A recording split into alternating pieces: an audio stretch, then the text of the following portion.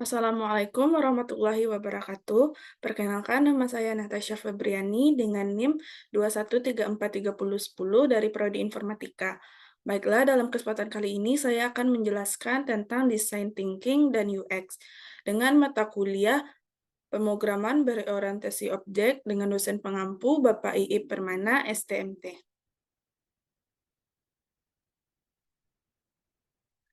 Pembahasan yang akan kita bahas pada materi ini yang pertama tentang UX Overview, yang kedua tentang UX Research, yang ketiga tentang UX Design, yang keempat tentang UX Rating, yang kelima tentang UX Engineer, enam tentang UX Testing, yang ketujuh Human Quantitative Design, yang kedelapan Design Thinking, 9 Design Sprint, 10 Design Thinking and UX. Baik, lanjut saja. Yang pertama kita akan membahas tentang UX Overview. Yang pertama tentang pengertian UI dan UX. UI adalah interface yang dimana menampilkan sebuah hasil dalam bentuk tampilan yang dapat dilihat oleh pengguna atau user. Lebih tepatnya adalah bagian visual dari website, software, maupun hardware untuk user dapat berinteraksi. Sedangkan UX atau user experience adalah pengguna dapat berinteraksi dengan interface secara baik dan nyaman. Yang terpenting di sini tujuan dari UX adalah untuk meningkatkan kepuasan pengguna saat mengakses sebuah tampilan, baik website, mobile, maupun desktop. Nah, secara umum, pernahkah kamu melihat sebuah bangunan yang mewah? Ini diasumsikan sebagai arsitek sebuah arsitek akan memiliki jawaban untuk pertanyaan-pertanyaan itu. Tetapi pentingnya diingat bahwa bukan hanya arsitek yang menciptakan bangunan yang fungsional dan indah, tetapi ada juga bantuan dari insinyur sipil untuk memastikan prinsip struktural yang tepat untuk dipertahankan. Nah, dari masalah itu, demikian pula dengan UI dan UX, mereka dapat diidentifikasikan sebagai dua posisi utama yang sering berkolaborasi untuk memastikan integritas produk dipertahankan selama pengembangan proses desain digital. Seperti gambar di bawah ini, beberapa tentang user experience dan user interface. Yang pertama tentang user experience. Menurut Interaction Design Foundation, UX design adalah proses yang digunakan untuk menciptakan produk yang memberikan pengalaman bermakna dan relevan bagi pengguna. Hal ini dilakukan dengan melibatkan desain seluruh proses untuk memperoleh dan mengintegrasi produk. Yang kedua, UX roles. Saat ini, dalam proses pembuatan sebuah produk digital seperti aplikasi mobile atau website, ada beberapa job title atau sebutan posisi yang mendukung pengembangan strategi peningkatan pengalaman pengguna. UX seperti UX Research, yang kedua UX Designer, yang ketiga UX Writer, yang keempat UI Designer, yang kelima UX Engineer, dan keenam UX Tester. Lanjut, yang kedua tentang UX Research. UX Research adalah pengalaman pengguna, suatu studi sistematis tentang pengguna target dan persyaratan untuk menambahkan konteks dan wawasan realistis ke proses desain. Peneliti UX mengadopsi berbagai metode untuk mengungkapkan masalah dan peluang desain. Serta melakukannya, mereka mengungkapkan informasi berharga yang dapat dimasukkan dalam proses desain. Untuk mendapatkan sebuah desain yang sukses, maka kita harus mempunyai yang pertama yaitu tujuan penelitian, yang kedua memberi adanya informasi yang jelas tentang suatu data. Yang ketiga tentang UX design. UX design adalah mendesain produk digital ataupun fisik yang berguna untuk mempermudah serta menyenangkan untuk digunakan. UX designer menangani gambaran besar suatu produk, seperti membuat sitemap dan alur perjalanan pengguna berdasarkan cara interaksinya dengan suatu bisnis, termasuk karyawan, produk, dan lainnya. seperti layanannya. Seperti gambar di sini, terdapat desain proses, dan ini akan diproses menjadi desain produk digital.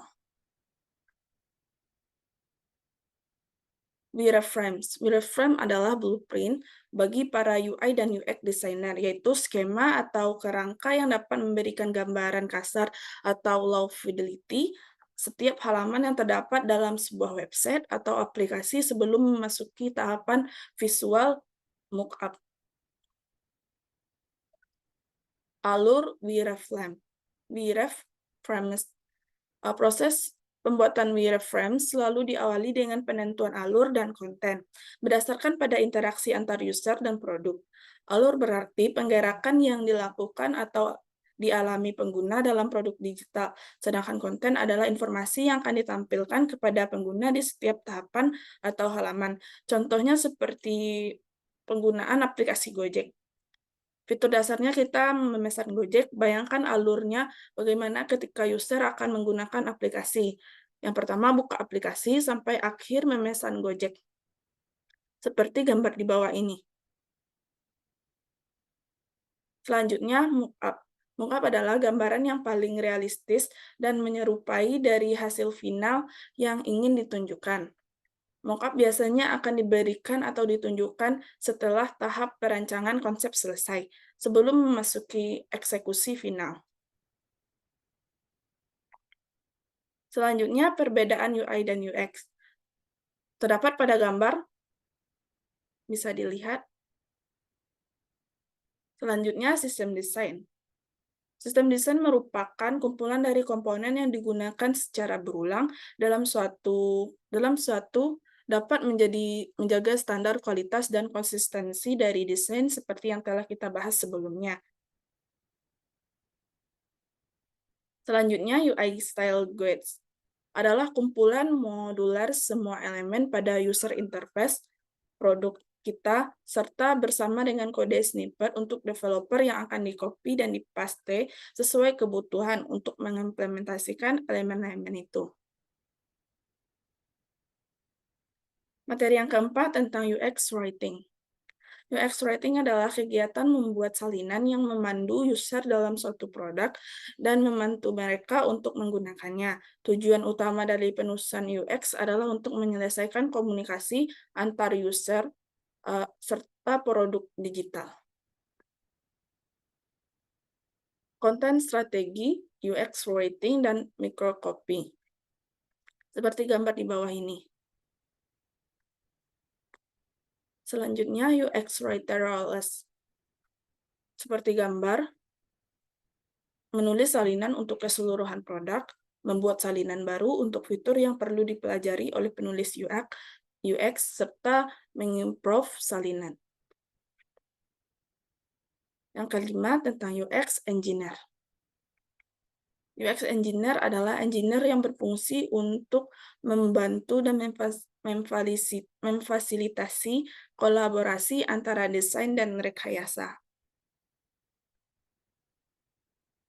Jenis-jenis fidelitas. Yang pertama, fidelitas rendah, yang terdiri dari sketsa dan bingkai gambar. Yang kedua, fidelitas sedang, terdiri dari mockup dan prototype. Yang ketiga, fidelitas tinggi yang terdiri dari prototype, HTML, CSS, dan JavaScript. Seperti gambar. Selanjutnya, prototype fidelitas rendah. Alat prototype bisa dilihat seperti figma.com, adobe.xd, origami.design, dan lain-lain. Selanjutnya, desain interaksi IXD adalah desain produk dan layanan interaktif di mana fokus desainer melampaui item dalam pengembangan untuk memasukkan cara pengguna agar berinteraksi dengannya. Seperti penjelasan pada tabel di bawah ini. Contoh desain interaksi. Yang pertama, kurva akselerasi untuk melempar kartu keluar dari layar. Yang kedua, ukuran perangkat seluler mempengaruhi durasi animasi. Yang ketiga, gunakan durasi yang tepat dalam animasi, dan jangan terlalu cepat. Yang keenam, UX testing. UX testing ini berfungsi untuk mengukur seberapa mudah dan ramah pengguna aplikasi perangkat lunak. Metode dan jenis pengujiannya, seperti pada gambar, bisa secara langsung.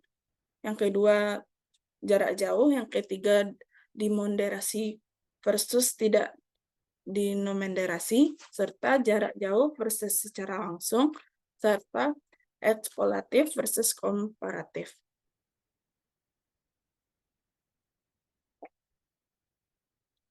Seperti pada tabel,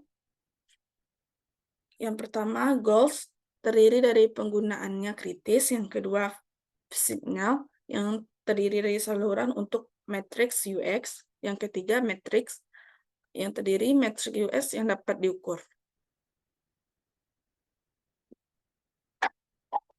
Yang ketujuh, tentang human-centered design, yaitu proses pendekatan ini dimulai dengan orang yang akan menggunakan aplikasi sampai menghasilkan suatu solusi yang dirancang khusus untuk memenuhi kebutuhan pengguna.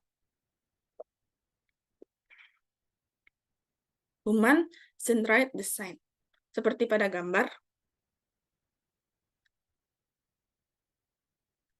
Contoh penerapan HCD bisa seperti gambar di bawah ini. Salah satunya lacak malaria serta lapor cepat kasus malaria Halmahera Selatan. Yang kedelapan, tentang design thinking. Design thinking adalah metode pemecahan masalah yang realistis dan inovatif. Cara ini sangat dipengaruhi oleh metode dan proses yang digunakan oleh desainer, atau sesuai namanya, design dan thinking. Design thinking memiliki kerangka pemikiran yang dapat diterapkan di berbagai bidang seperti arsitektur, teknik, dan industri. Design thinking dapat diperluas ke area manapun, tidak terbatas pada bagian desain seperti marketing, human resource, dan masih banyak lagi.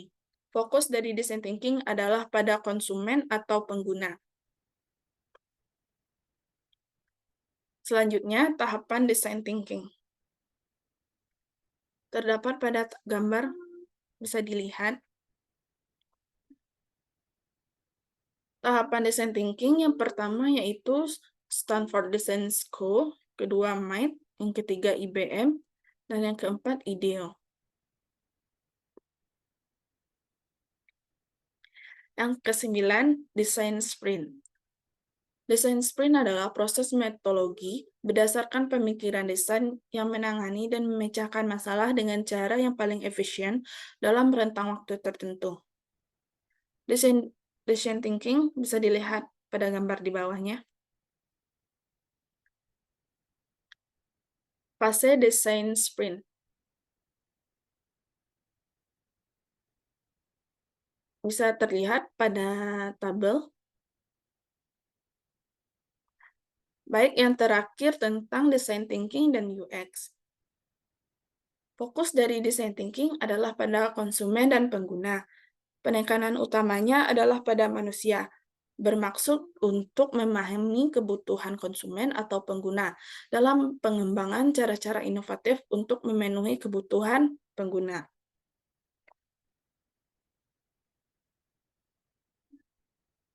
Design thinking, seperti gambar ini, hubungan antara design thinking dan UX bisa dilihat pada gambar, serta hubungan design thinking dan development. Serta hubungan design thinking dan development pada gambar, dan hubungan design thinking dan UX. Thank you.